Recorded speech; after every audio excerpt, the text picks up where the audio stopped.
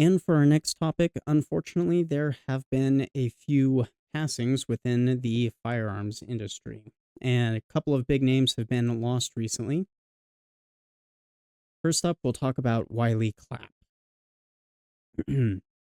So, for those of you who are not familiar, Wiley was a massively prolific writer. He had a ton of articles that he wrote over the years, and he spent 20 years writing for Shooting Illustrated.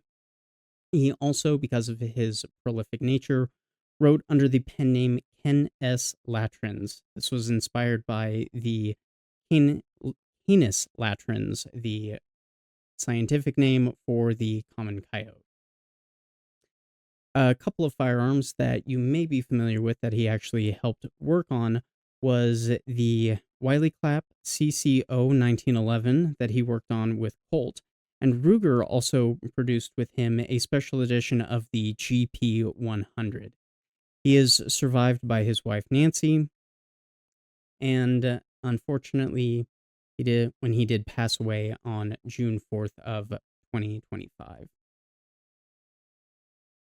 But unfortunately, he is not the only name to have passed recently that has some standing within the firearms community. Frank Brownell's of Brownell's fame has also recently passed away as well. Quoting from X, Brownell's sadly announces the death of longtime family patriarch Frank Brownell, who successively held the positions of president, CEO, and chairman of the board at Brownell's. If you ever knew Frank or ever shook his hand at SHOT Show, we'd love to hear your story. Spend a little time at the bench, share a memory, or help inspire the next generation of gunsmiths. That's how he'd want to be remembered.